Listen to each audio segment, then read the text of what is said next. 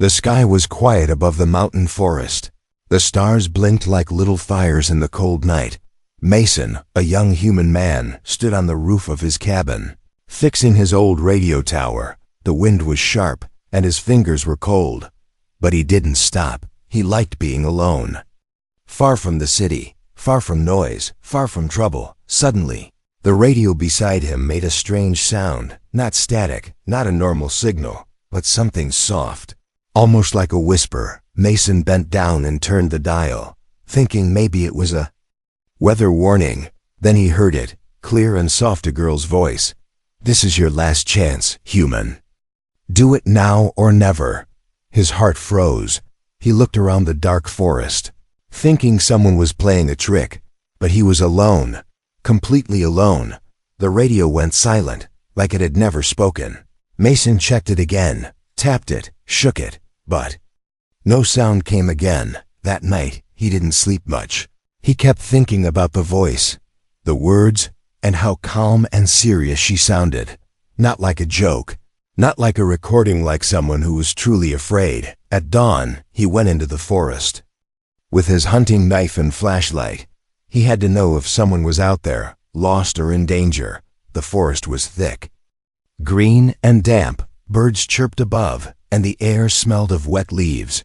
He walked deeper than ever before, following a strange feeling in his chest. And then, he saw something. A shadow moved behind the trees.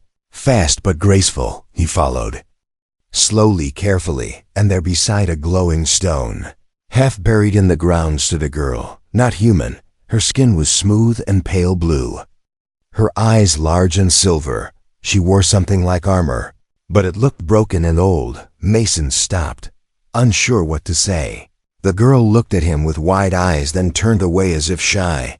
But then she spoke. "You heard my voice," she said.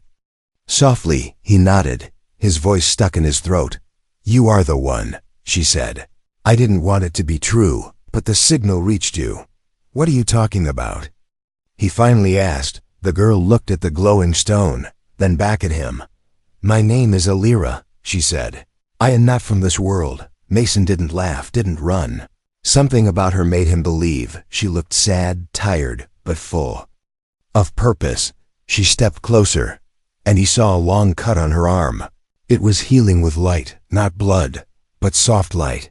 "There's something under this land," she whispered. "Something old, something dangerous. I came to stop it. But I can't do it alone." "Why me?" he asked, confused. "Because only a human can open the gate," she said. "And only you heard the signal."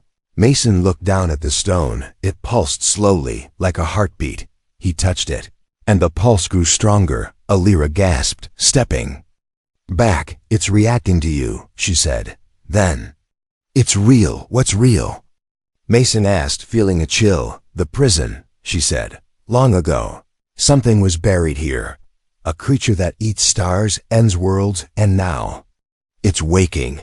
He took a step back, shaking his head. "This is crazy," he muttered.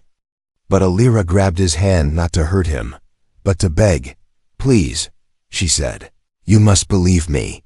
He looked into her silver eyes, full of fear. "I didn't come to hurt anyone," she said. "I came to save this planet. And I don't have much time." Mason looked back at the forest path, then at the glowing stone. Everything in his life had been quiet, normal, simple. And now this, an alien girl, a warning, a hidden prison under the earth. Why didn't anyone else hear the signal? He asked. "Because it was meant only for one," she said. "And now, it's your choice."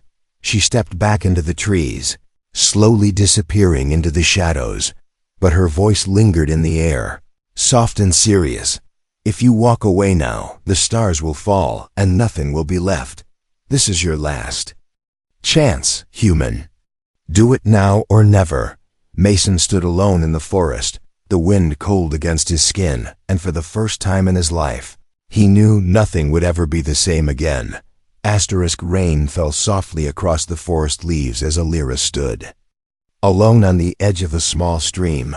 Her armor was still cracked, and her breathing was slow. She looked up at the sky. her silver eyes reflecting the falling stars above. Each one reminded her of a memory she had tried to forget. The signal had led her here, to this planet, to this human. But it wasn't supposed to reach anyone, not anymore, on her world. Signals. Like that were ancient warnings, codes used during the last days of the Great Fall. She had found it by accident while searching old relics near a crashed temple ship. Buried deep inside a broken core was a blinking light, a whisper message looping. Over and over again in a dead language. She thought it was nothing, just a ghost of war. But the more she listened, the more she understood. The signal wasn't just old, it was alive. When she decoded it, she found something strange. The message didn't call for help, it didn't beg for rescue, it simply said, he must be awakened, only a true human can see him, and only a willing one can stop him. That was the moment Alira's heart dropped. Because her people believed humans were extinct, the old records said. Earth had fallen centuries ago, yet here the signal was broadcasting from Earth again. And now so was she. The journey to Earth was not easy. Her ship had barely made it through the star rift. She had traveled alone, hiding from patrols, avoiding detection. Her mission was not approved by the Council. If they found out she had used forbidden maps, they would exile her, maybe worse. But she didn't care, not after what she saw in that signal. A name was encoded deep inside it. One single word. Mason. She had no idea who he was, or why the signal chose him. But when she landed near his cabin and saw him walk under the stars, she felt it. The pull, the quiet hum of the signal growing louder as he passed. The vault had waited so long, hidden beneath Earth's soil. And now it was starting to open. Alira knelt near the stream and touched the water. It shimmered around her hand, reacting to her skin. Her kind was sensitive to energy, and this place was full of it. Old, wild, and dangerous, she whispered. In her own tongue, sending a silent call through the mist. She hoped Mason would come back. She needed him to see more, to understand what was coming. In the distance, a soft crunch of footsteps reached her ears. She turned quickly, and there he was, standing at the edge of the trees. Mason looked tired, confused, but not afraid. I couldn't sleep, he said. Something told me to come. Alira stood and nodded, her voice quiet. The vault is not just a prison, she said. It's also a lock. Mason stepped closer, watching her carefully. A lock for what? He asked. For something even my people never dared to name, she said. A creature that ended empires. He swallowed hard. And now it's waking up under my feet. Yes, she answered. Because someone broke the silence, and now it hears us. Mason walked to the glowing stone again, still pulsing slowly. I didn't do anything, he said. Your blood did, she whispered. Your kind carries something old in its veins. The key was never a tool. It was always a person. A deep rumble shook the ground under their feet. Birds flew up into the air, and the stream's surface rippled strangely. Mason looked around wide-eyed. That wasn't an earthquake, he said. No, Alira replied. That was it. Moving. He stared at her, voice low and uncertain. What if I don't want to be part of this? She looked at him sadly, stepping close. Then everything ends. She said, this world, my world, maybe more. He looked into her eyes and asked, what are you not telling me? She hesitated, then finally said, this signal it was not just a warning, it was also a test. A test? He repeated. Yes, she said, her voice trembling. To see if one human still carried the courage to fight. And you are the last name in the signal. Mason stood silently, staring at the stars above. They no longer looked peaceful. They looked like watching eyes, waiting for his answer. He didn't know how to fight monsters or unlock alien vaults. He only knew how to survive one quiet day at a time. But maybe that was why the signal had chosen him. I don't know what I'm doing, he said. You don't have to know, she answered. You only have to try. The glowing stone flared brighter between them, and in the distance, something ancient growled deep below the ground. The night was too quiet. Even the wind had stopped. Mason stood beside the glowing stone, his hand still warm from touching it. Alira didn't speak, but her breath had grown sharp fast, almost like fear. Something had changed, and they both felt it. The vault below the earth had stirred, and now it wanted to be found, without a word. Alira turned and began walking toward the deeper woods. Mason followed her, his heart pounding. They passed through thick trees and uneven ground. The light of the moon couldn't reach them there. Only shadows and silence walked with them. After a long path, they reached a hill with moss-covered rocks. Alira knelt and brushed away dirt from a flat stone. Strange symbols glowed faintly underneath. She placed her hand on it, and the ground rumbled softly. A crack opened at the base of the hill, just wide enough for a person to slip through. Mason stared at it, nervous. Alira looked at him, then down at the passage. "This is where it begins," she said. He took a deep breath and followed her into the dark. The tunnel was narrow and wet. The walls rough and cold. Old metal lines ran along the sides, half buried in stone, as they walked. Small lights blinked to life, as if waking from a long sleep. Mason felt like he was walking into something ancient, something not meant to be touched again. They reached a chamber far below the ground. It was huge, with a ceiling shaped like a dome, covered in glowing patterns. At the center stood a tall machine, shaped like a spire, humming softly next to. It was a crystal pod, large and covered in silver wires. Something inside was moving. Alira stepped forward and pressed her fingers to a control panel. Symbols appeared in the air, floating like mist. Mason couldn't read them, but he saw one thing clearly, a countdown, faint and slow, but moving. "What is that?" he asked, his voice dry. She didn't answer right away. Instead, she stared at the pod, then turned to him, her voice low.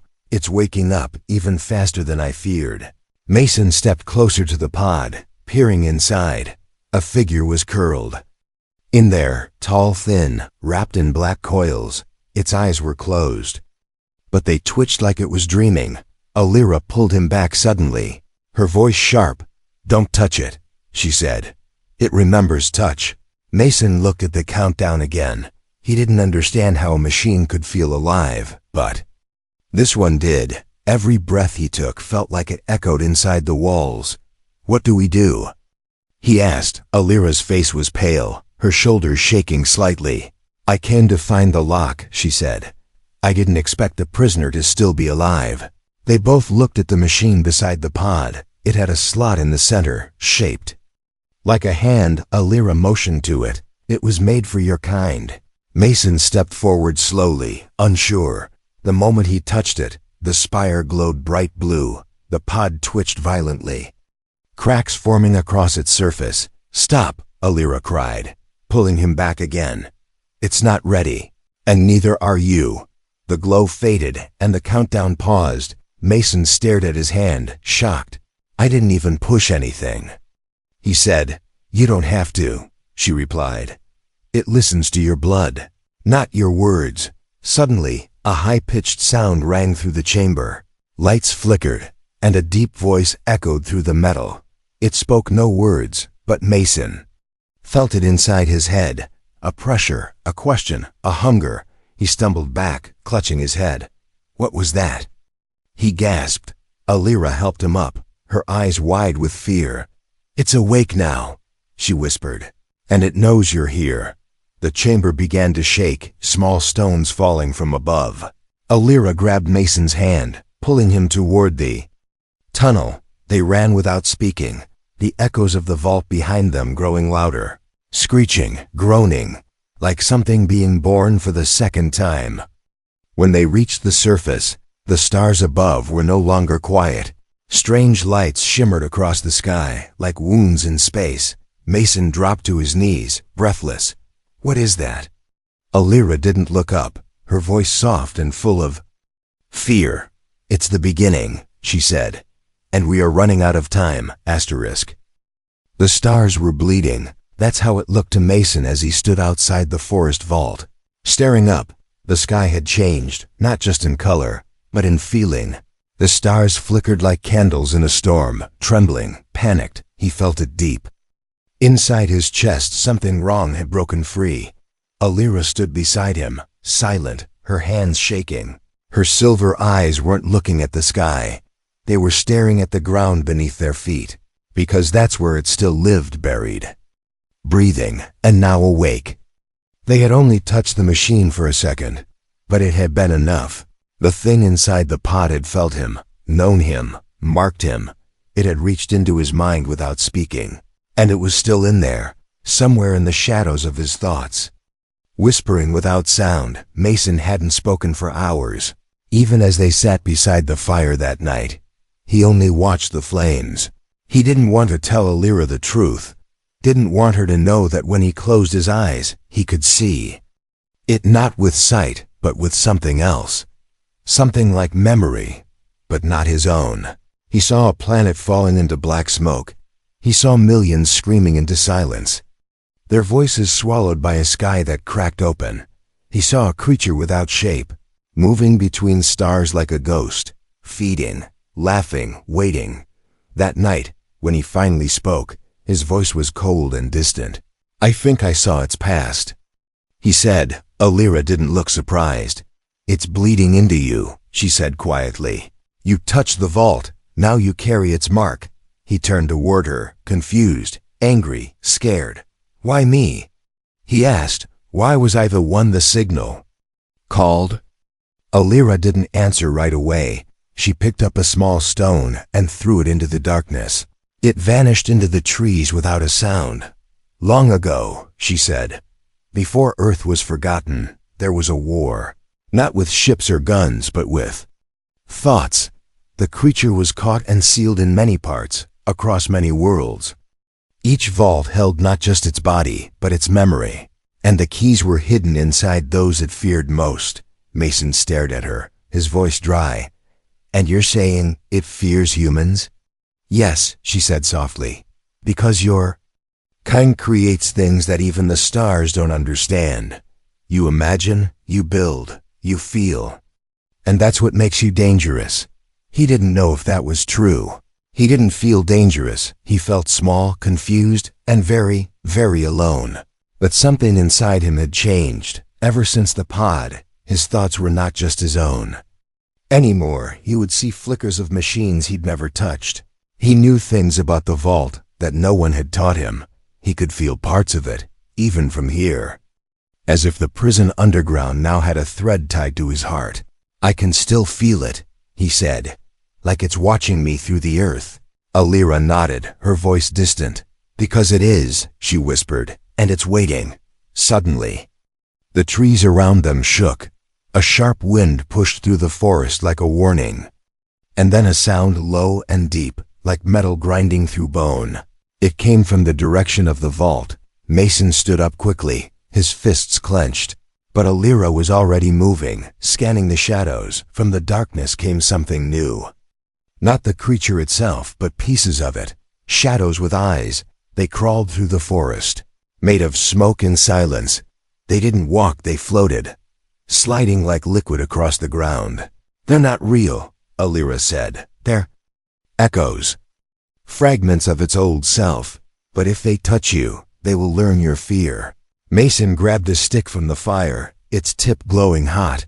He swung it toward the shadows as they neared.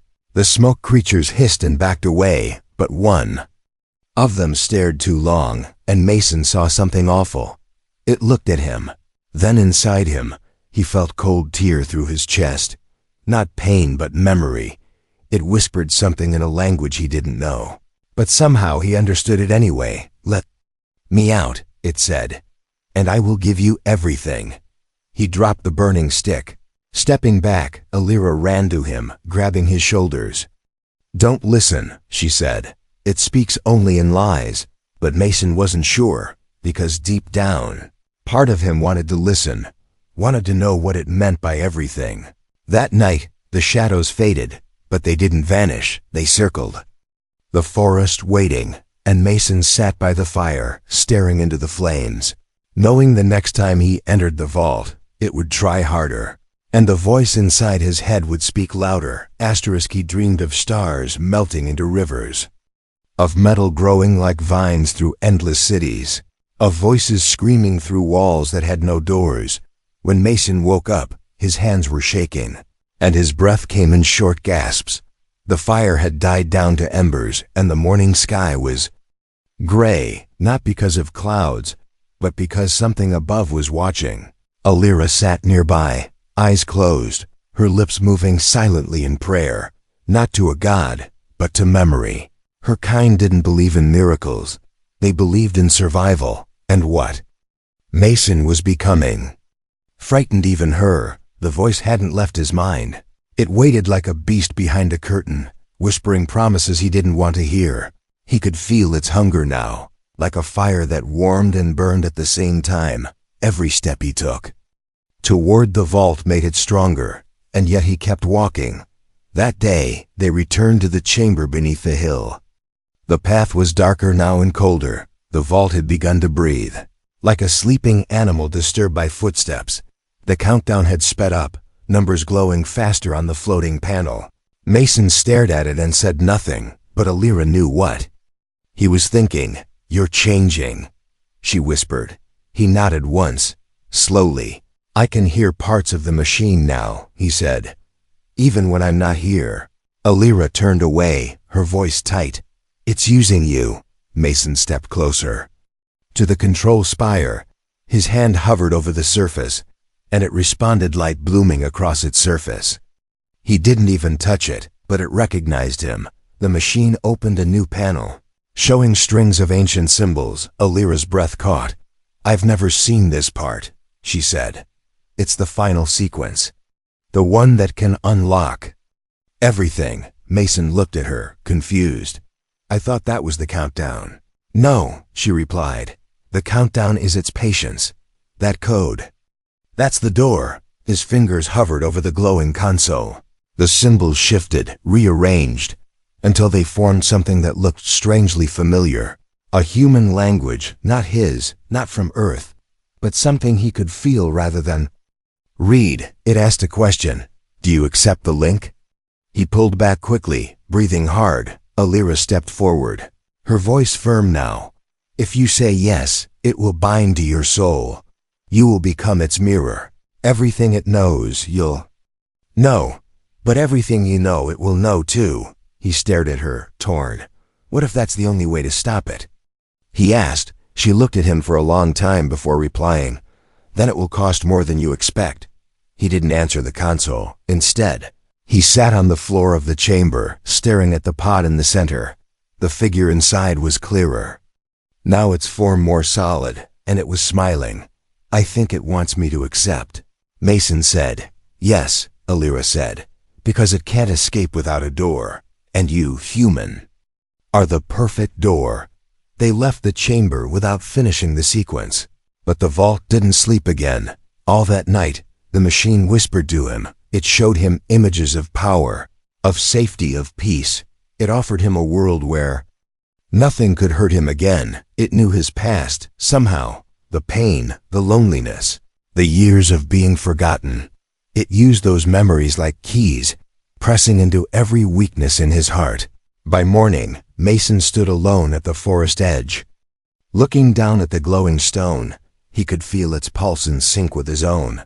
He didn't know if the voice inside was the enemy or the truth, but he knew one thing: he could no longer ignore it. Alira appeared behind him without sound.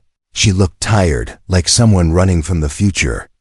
Her voice was calm, but her eyes were wet. "This is your last chance, Mason," she said softly.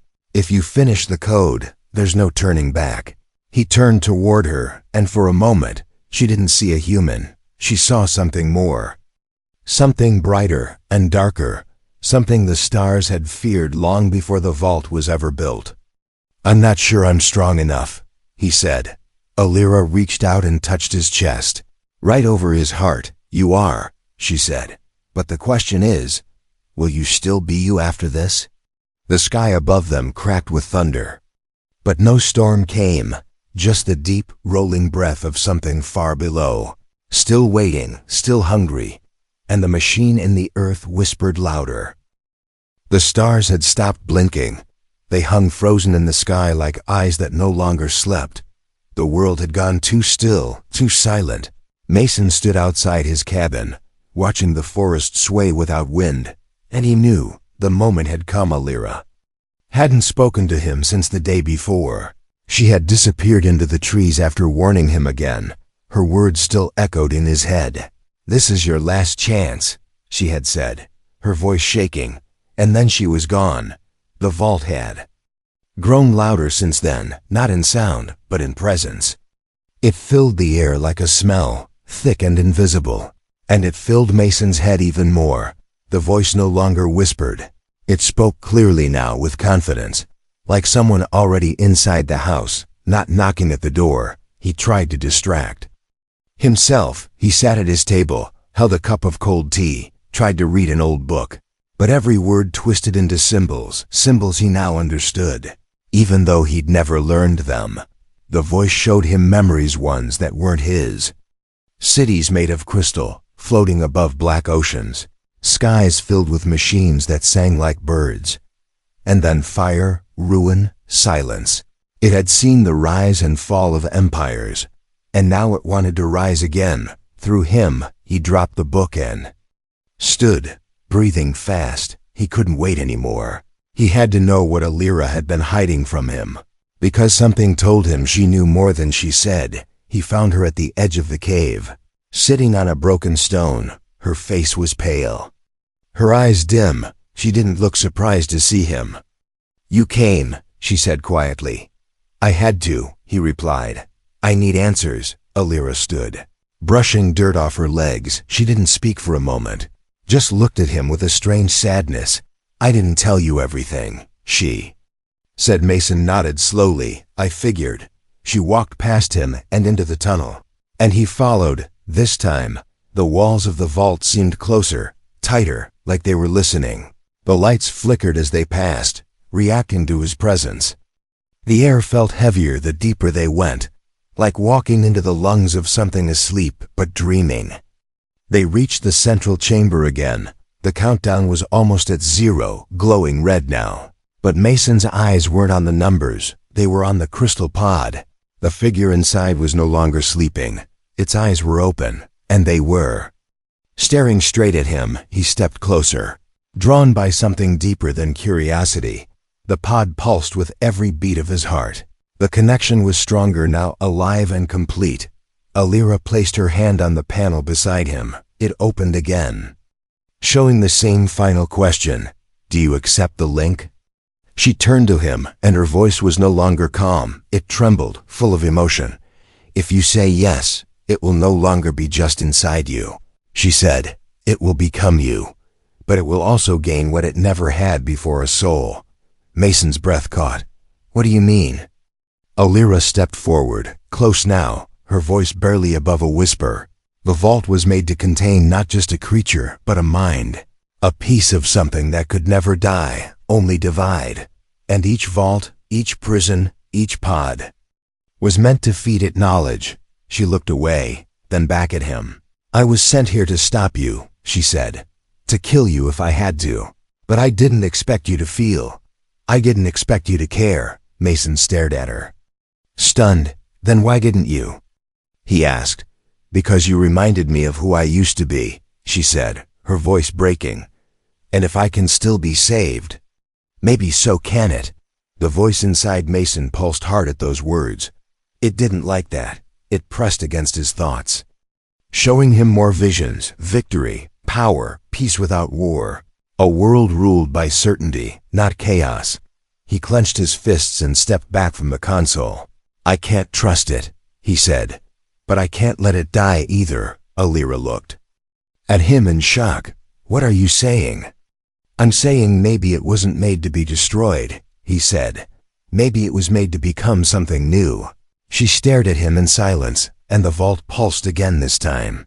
Not with hunger, but with hope. The final symbols rearranged themselves, forming a new message, something neither of them had seen before. Merge or destroy choice must be made. The ground trembled, and the pod began to crack. Mason stepped forward, eyes locked on the light inside, and behind him. Alira whispered with a tear sliding down her cheek, "This is your last chance, human. Do it now or never." The pod was breaking, not slowly but all at once, like glass shattering in reverse. The cracks didn't just spread, they glowed, like lightning frozen in crystal, and behind those cracks, the thing inside began to rise. Mason couldn't move, his body was heavy, locked by the weight of what was coming. The choice floated in the air, still glowing in those strange symbols. Merge or destroy. Choice must be made. Alira stood behind him, silent, her hands clenched. This was the moment she had been trained for, prepared for, feared for. But now, nothing in her training had answers for this. Because the human standing in front of the pod wasn't a soldier or a weapon. He was something else. Mason took a step forward, and the voice inside him screamed. It begged, pleaded, promised. It said it could make him stronger, wiser, faster. It said he would never be afraid again, never be alone again. He saw cities rebuilt, planets healed, stars bending to his will. And all of it wrapped in silence so deep it felt like peace. But beneath all those visions, Mason heard something else. A smaller voice, buried deep. It sounded like him. It whispered, "You are still you." And that was enough. He raised his hand, not to the control panel, but to the pod itself. His palm touched the cracking surface. And the light swallowed him. Alira shouted something, but her voice was pulled away. The chamber exploded in brightness, then silence. For one long moment, everything stopped: time, air, sound, thought. Then came the vision. Mason floated inside it, surrounded by pieces of memory. Some were his first night alone in the cabin, his mother's quiet voice, the time he fell from a tree and laughed through the pain. And some were not: shattered planets, burning oceans, creatures screaming in a voice of static. The creature stood before him, tall, shifting, made of broken shapes. Its face changed with every blink, never one thing for long. It stared at him, not with hatred, but with hunger, not for food, not for power, but for meaning. "I don't understand you," Mason said. The thing tilted its head. "You weren't made to," it said, its voice 1,000 echoes. "I was built from the end of all things, but you are born from the middle. What do you want?" Mason asked. "To become something more than I am," it said. "To stop being the end." Mason stepped closer. "Then let's become something new," he said, and he reached out his hand again this time. The creature didn't resist. Their palms touched, and light exploded again. But this light wasn't blinding, it was warm. Like dawn, the symbols around the vault began to fade. The countdown vanished. The metal stopped humming, and the voice inside Mason finally went quiet. When Alira opened her eyes, she was lying on the floor of the chamber. Everything was still. The pod was gone. The machine shut down. Mason stood alone in the center, breathing, alive. But something had changed. His eyes were still human, but behind them, something vast had been quieted. He walked to her slowly, knelt beside her. "It's done," he said. Alira stared at him, searching his face. "Are you still you?" she asked softly. He smiled, just a little. "Yes," he said. "But now, I understand it. What did it want?" she asked. He looked up at the dark ceiling above. "To be forgiven," he said. "To be something more than a monster." They left the vault together, the stone sealing itself behind them. The stars above were blinking again, not red, not afraid, just stars. As they reached the edge of the forest, Alira touched his arm. "You could have destroyed it," she said. "I know," he replied, "but I've seen enough destruction." She smiled, shy but real. "You made the right choice, human," she said. And he looked at her and said, "I had to, because you gave me a reason not to be afraid." For the first time, there was no voice inside him, no countdown, no scream, only silence, and it felt like home.